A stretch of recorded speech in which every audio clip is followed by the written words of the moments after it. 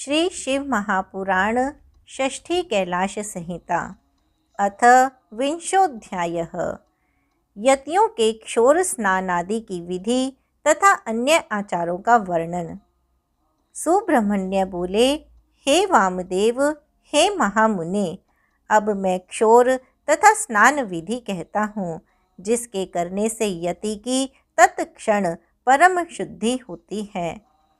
हे मुनीश्वर, योग पट्ट की विधि प्राप्त कर शिष्य पूर्ण व्रती हो और तब क्षोर कर्म के लिए उद्यत हो जाए। तदनंतर गुरु को विशेष रूप से नमस्कार कर उनसे आज्ञा लेकर सिर प्रक्षालन करके आचमन करे और वस्त्र पहने हुए ही क्षोर कर्म कराए। नापित के द्वारा वस्त्र प्रक्षालन कराए, उसका क्षुरा मिट्टी और जल से शुद्ध करवा ले। उस नापित के हाथ में मिट्टी देकर कहे कि इस मिट्टी से हाथ शुद्ध करो। प्रक्षालित क्षुरे को शिव शिव कहते हुए किसी पत्र पर स्थापित करें। फिर अनामिका एवं अंगूठे को अभिमंत्रित कर उन दोनों अंगुलियों से नेत्र बंद करें। अस्त्र मंत्र से नेत्रों को खोलकर क्षोर के साधन भूत क्षुरे को देखे। 12 बार अभिमंत्रित कर अस्त्र मंत्र से क्षुरे को पुनः प्रक्षालित करें।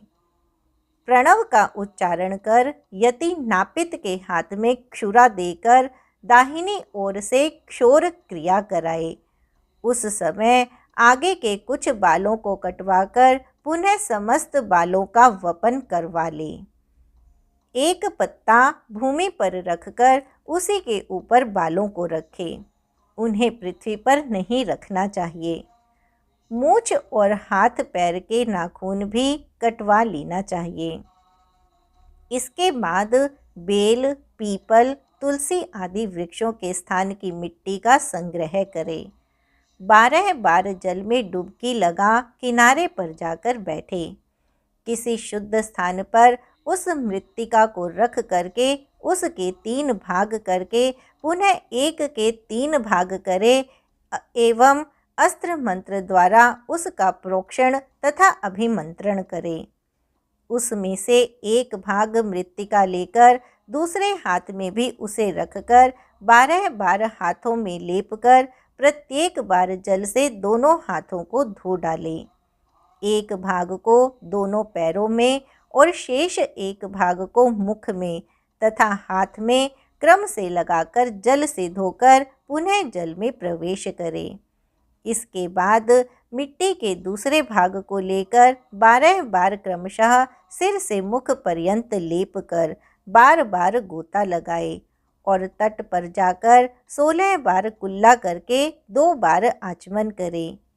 पुनः ओंकार पूर्वक 16 प्राणायाम करे।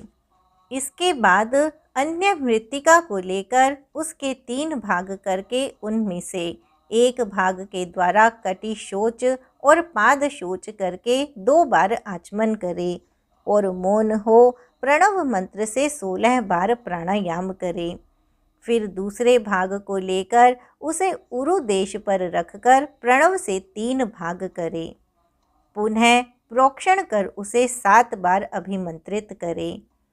1-1 के क्रम से 3 बार दोनों हाथों के तलवों में उसे लगाकर सबको पवित्र करने वाली सूर्य मूर्ति का दर्शन करे।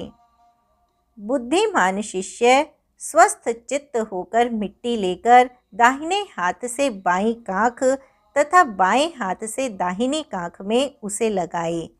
तत्पश्चात गुरु भक्त शिष्य दूसरी शुद्ध मिट्टी को लेकर सूर्य को देखता हुआ सिर से पैर तक उस मिट्टी को लगाए और उठ करके पृथ्वी पर स्थित दंड लेकर उसे मंत्र दाता गुरु का भक्ति पूर्वक तत्व बुद्धि से स्मरण करें। इसके बाद वह शिष्य भक्ति पूर्वक सर्वैश्वर्यपति चंद्रमा को धारण करने वाले पार्वती सहित कल्याण में महेश्वर शंकर जी का स्मरण करे। इसके बाद प्रेम पूर्वक 3 बार गुरु तथा शिव को साष्टांग प्रणाम करे। फिर उठकर उन्हें एक बार पंचांग प्रणाम करें। इसके बाद जल में प्रवेश कर बार बार डुबकी लगाने के बाद कंधे पर तीर्थ की मृत्तिका रखकर पहले बताई गई विधि से शरीर में लेप करें। अवशिष्ट मिट्टी को लेकर जल में प्रविष्ट हो उसे मल करके अच्छी तरह सभी अंगों में लगाकर 3 बार ओंकार का उच्चारण कर संसार सागर से पार करने वाले शिव के चरण कमल का स्मरण करते हुए स्नान करें। इसके बाद विरजा भस्म मिश्रित जल से शरीर के अंगों का उपमार्जन कर भली भांति भस्म से स्नान करें। उसके बाद शास्त्र विधि के अनुसार उत्तम त्रिपुंड्र धारण करके हे मुने सावधानी से यथोक्त सभी अंगों में भस्म लगाएं। इसके पश्चात शुद्ध चित्त होकर मध्याह्न की क्रियाएं संपादित करें। तदनंतर महेश्वर गुरुजनों तथा तीर्थों आदि को नमस्कार कर हे मुने परम भक्ति पूर्वक ज्ञानदाता त्रैलोक्य रक्षक सांब सदाशिव का पूजन करें। तत्पश्चात स्वस्थ चित्त हो उस शुद्ध यति को अपने धर्म में स्थित होकर ब्राह्मणों तथा साधुओं के बीच भिक्षा के लिए जाना चाहिए। शास्त्रकारों के आदेशानुसार वह शुद्धात्मा 5 घरों से भिक्षा ग्रहण करे, किंतु दूषित अन्न कभी ग्रहण न करे। भिक्षु के 4 कर्म हैं, शौच, स्नान, भिक्षा तथा एकांतवास। इसके अतिरिक्त 5वां कर्म नहीं है। लौकी का पात्र, वेणु का पात्र, लकड़ी का पात्र तथा मिट्टी का पात्र, ये 4 प्रकार के पात्र भिक्षुक को ग्राह्य हैं, 5वां कोई अन्य नहीं। तांबूल, स्वर्णादि धातु का पात्र, वीर्य सेचन, श्वेत वस्त्र धारण, दिन में शयन तथा रात्रि में भोजन, ये 6 कर्म यतियों के लिए सर्वथा वर्जित हैं। विपरीत आचरण करने वाले साक्षर भी राक्षस कहे गए हैं, इसलिए यति को विपरीत आचरण कभी नहीं करना चाहिए। यति को शुद्धि के लिए शुद्ध सनातन शिव तत्व का स्मरण करते हुए यत्नपूर्वक क्षौर एवं स्नान करना चाहिए। हे मुनि श्रेष्ठ, इस प्रकार आपके स्नेह के कारण मैंने क्षौर स्नान की संपूर्ण विधि कह दी। अब आप और क्या सुनना चाहते हैं? इति श्री शिव महापुराणे षष्ठयां कैलाश संहितायां क्षौर स्नान विधि वर्णनम नाम 20ोऽध्यायः। इस प्रकार श्री शिव महापुराण के अंतर्गत 6ठी कैलाश संहिता में क्षौर स्नान विधि वर्णन नामक 20वां अध्याय पूर्ण हुआ।